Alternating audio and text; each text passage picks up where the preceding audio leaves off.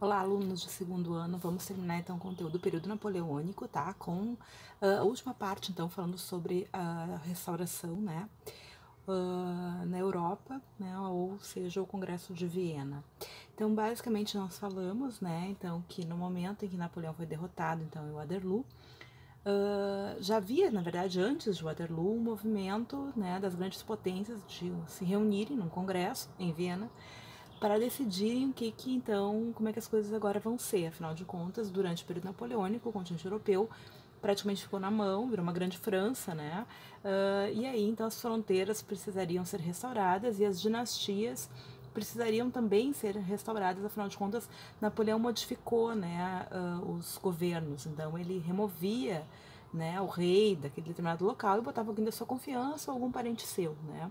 Então a ideia era, bom, o que fazer agora com toda essa situação, né, que sobrou. Bom, o Congresso iniciou, teve que parar por causa da questão do governo dos 100 dias, enfrentar Napoleão novamente, até que ele fosse definitivamente exilado na ilha de Santa Helena. E aí sim, então, né, haveria essas questões. O Congresso de Viena ele é tido, então, como um momento, né, extremamente conservador, de retrocessos, né, antiliberal, antirrevolucionário, antinacionalista, enfim, né? Então tinha toda essa perspectiva de retornar ao que era antes da Revolução Francesa, né? Nem do período napoleônico, da Revolução Francesa mesmo. E combater, né? Afinal de contas, a gente tem que lembrar que nesse período nós temos vários locais que são, né, impérios, enfim, e só são impérios porque dominam outros espaços. E esses outros espaços começam a se movimentar para se tornar independentes. Inclusive aqui no continente americano a gente vai ter exatamente nesse contexto aí a grande maioria dos processos de independência dos países do continente americano. Então, na verdade, a ideia, né, do Congresso de Viena era retroceder aquilo que era antes. Porém, algumas ideias, né, dificilmente se consegue retroceder, né? As ideias são a prova de balas. Então essas perspectivas, né, da liberdade, da igualdade, né, que foi levado pelo Napoleão durante esse período no qual a França dominou grande parte do continente europeu, isso chegou nas pessoas. Isso, né, dificilmente as pessoas iam querer retroceder a isso, né? A partir de discurso, a partir do Código Civil Napoleônico. Então esses ideais eles foram espalhados pelo continente europeu. E a ideia do Congresso de Viena era exatamente que isso não acontecesse. Afinal de contas, né, esses impérios dominavam regiões que estavam começando a querer se tornar independentes e se constituir, então, um discurso que a gente vai ter depois, de fato, consolidado no final do século XIX, que é a perspectiva do nacionalismo, que mobiliza uma série de questões como folclore, história comum, hino, sei lá, várias coisas que tentam unificar e dão uma perspectiva ideológica, simbólica, a um determinado território, né, no qual as pessoas vivem, convivem, enfim.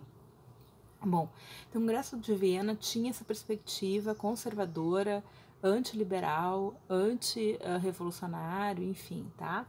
E a ideia era o quê? Era uma perspectiva do princípio da legitimidade, ou seja, as fronteiras deveriam ser redesenhadas conforme era anteriormente, né? E participou, enfim, basicamente, né, as principais potências do período, a Inglaterra, né, a Prússia, a Rússia, a França, que, como derrotada, provavelmente teria que estar presente, meio que até para ratificar e aceitar grande parte das condições e indenizações, né, e perdas que iria ter, né, e claro, na Inglaterra, enfim, Estados Unidos também participou. Bom, então o princípio da legitimidade, a ideia era restaurar, né, as fronteiras conforme o desenho anterior, né? E também, né, uma ideia de equilíbrio para que não houvesse novos conflitos.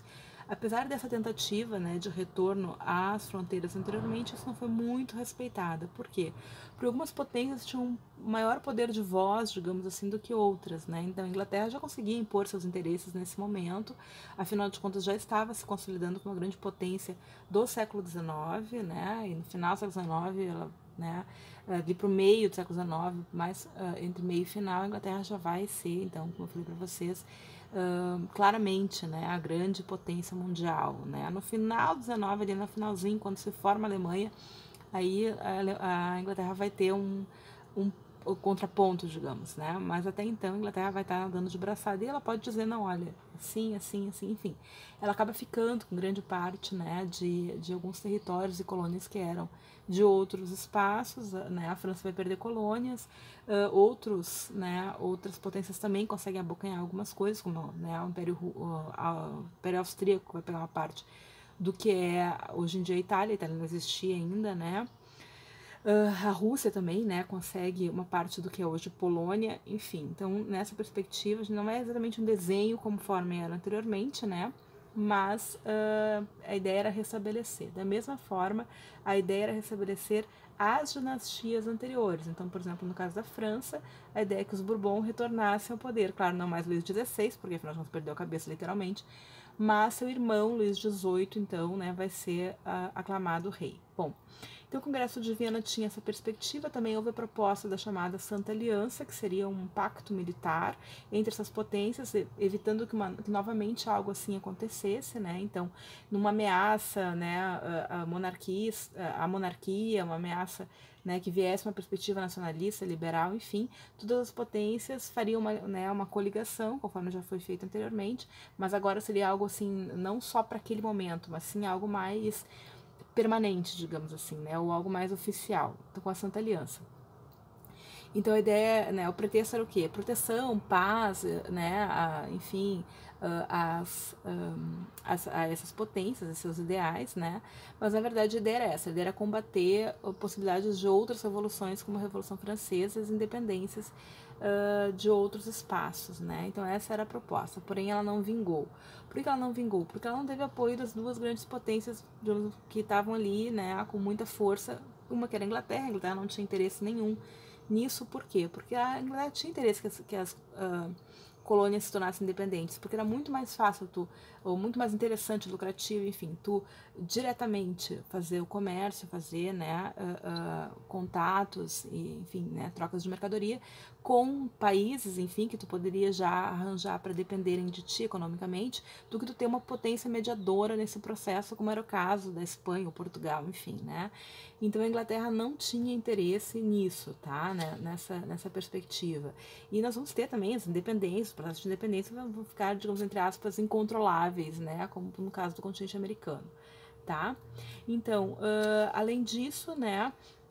Essa ideia também, outra potência importante, né, que também vai ter seus interesses nisso, é o próprio Estados Unidos, né, que vai ter uma perspectiva de não intervenção e que vai se resumir essa não intervenção. Os Estados Unidos já era uma potência, está se tornando uma potência regional, né, assim, e já estava vislumbrando esses mercados americanos, né? Então ele inclusive vai se criar uma perspectiva em 23, né, 1823, a chamada doutrina Monroe, que era o quê? América para os americanos. Na verdade, ele está querendo dizer o quê?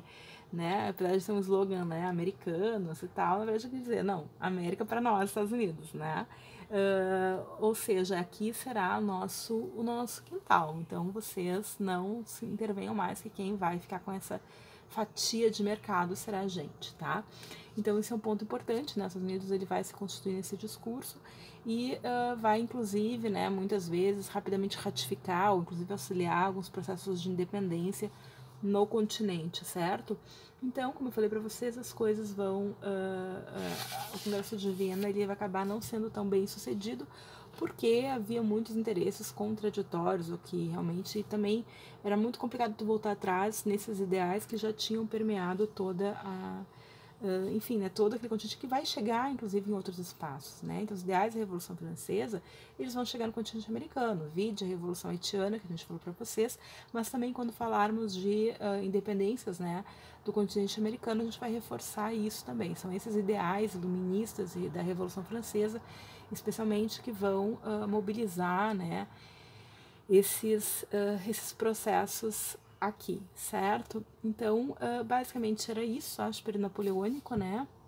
Tem uma importância grande, principalmente para o Brasil, por causa da questão do bloqueio continental.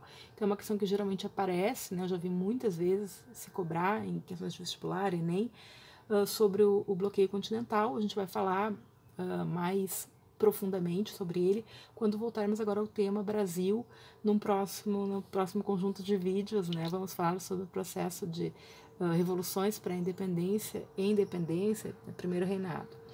Depois, né, período regencial, segundo reinado, e encerramos o conteúdo do Brasil, né? Então, basicamente é isso. Pessoas, se cuidem, né? Porque a pandemia não acabou e vamos ficar aí, né, nos cuidando, saiam só de máscara, não se aglomerem, se cuidem bem, tá bom? Beijo!